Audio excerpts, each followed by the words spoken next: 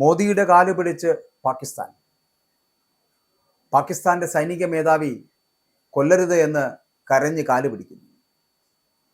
എന്തുകൊണ്ടാണ് അത്തരത്തിലൊരു സ്ഥിതിവിശേഷം ഉണ്ടായത് എന്നുള്ളതാണ് പറയാൻ എന്തു തള്ളും മടിയില്ലാത്ത ഒരാളാണ് അസീം മുനീർ എന്ന പാകിസ്ഥാന്റെ സൈനിക മേധാവി.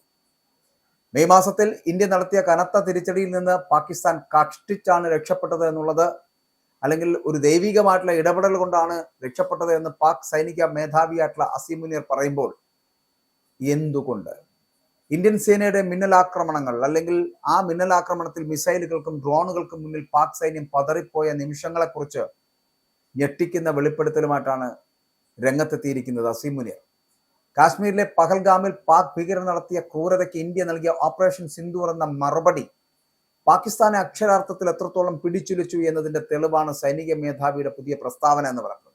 4 ദിവസം നീണ്ടു നിന്ന കടുത്ത പോരാട്ടത്തിനൊടുവിൽ ഇന്ത്യക്ക് മുന്നിൽ വെടിനിർത്തലിനായിട്ട് പാകിസ്ഥാൻ യാചിച്ചതായിട്ടുള്ള റിപ്പോർട്ടുകൾ അടക്കം അന്ന് വ്യക്തമായിട്ട് ഇപ്പൊ പറയേണ്ടി വരുന്നത് അതാണ്. അന്ന് കരഞ്ഞു കാല് പിടിച്ചവനാണ് ഈ അസീം മുനീർ എന്ന് പറയപ്പെടുന്ന പാകിസ്ഥാനി.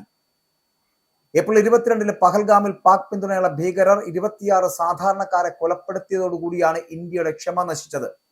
മെയ് 7 പുലർച്ചെ ഇന്ത്യ നടത്തിയ തിരിച്ചടിയിൽ പാകിസ്ഥാനുള്ളിലെയും പാക് അധിനിവേശ കാശ്മീരിലെയും ഭീകര കേന്ദ്രങ്ങൾ തകർന്ന് തരിപ്പണമായി. യുദ്ധവിമാനങ്ങൾ, മിസൈലുകൾ, ഡ്രോണുകൾ, പീരങ്കികൾ എന്നിവ ഉപയോഗിച്ച് ഇന്ത്യ നടത്തിയ പ്രഹരത്തിന് മുന്നിൽ പാക് പ്രതിരോധം നിഷ്പ്രഭമായി. ഒടുവിൽ പാക് DGMO ഇന്ത്യൻ സൈനികനെ വിളിച്ച് വെടിനിർത്തൽ ആവശ്യപ്പെട്ടതോടുകൂടിയാണ് പോരാട്ടത്തിന് അന്ന് അന്ത്യമായത്.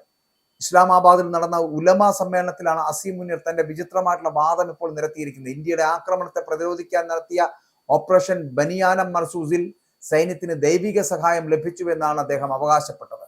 ഞങ്ങൾക്കത് അനുഭവപ്പെട്ടു എന്നാണ് സൈനിക മേധാവി പറയുന്നത്. സൈനികമായിട്ടുള്ള പരാജയവും ഇന്ത്യയുടെ കരുത്തും മറച്ചു പിടിക്കുവാനാണ് ഇത്തരം മതപരമായിട്ടുള്ള പ്രസ്താവനകൾ അദ്ദേഹം നടത്തുന്നത് എന്നുള്ളത് സംശയമില്ലാത്ത കാര്യമാണ്.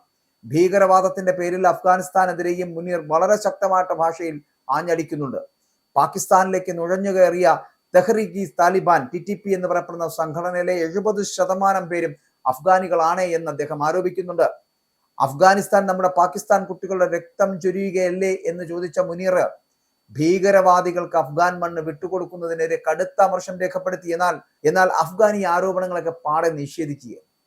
ലോകത്തെ 57 ഇസ്ലാമിക രാജ്യങ്ങളിൽ ഹറമൈൻ ഷെരീഫിന്റെ അതായത് മക്കയും മദീനയും എന്ന് പറയപ്പെടുന്ന അവരുടെ സംരക്ഷകരാകാൻ ദൈവം തിരഞ്ഞെടുത്തത് പാകിസ്ഥാനെയാണ് എന്ന അവകാശവാദവും ഇദ്ദേഹം നടത്തിവെക്കുകയാണ്. എന്തൊക്കെ വിഡ്ഢിത്തരങ്ങളാണ് വിളിച്ചു പറയുന്നത്. പ്രസംഗത്തിലുടനീളം ഖുറാൻ വചനങ്ങൾ ഉദ്ധരിച്ച് അദ്ദേഹം സൈനികമായിട്ടുള്ള തകർച്ച നേരിടുമ്പോഴും ജനങ്ങളുടെ മതവികാരം ഇളക്കിവിട്ട് പിടിച്ചു നിൽക്കുവാനുള്ള ഒരു ശ്രമം നടത്തുകയാണ് ഈ അസീം മുനീർ. കഴിഞ്ഞതൊക്കെ കടങ്കഥകളാവുകയാണ്. ഇനിയുള്ളത് ഭീതിയുടെ ദിവസങ്ങളാണ് എന്ന് പാകിസ്ഥാന് നല്ലതുപോലെ അറിയാം. ഇന്ത്യൻ മണ്ണിലേക്ക് കാലുകുത്താൻ ശ്രമിച്ചാൽ അസീം മുനീറിന് സ്വന്തം ജീവൻ തന്നെ നഷ്ടപ്പെടും എന്നുള്ള കാര്യത്തിൽ സംശയമില്ല.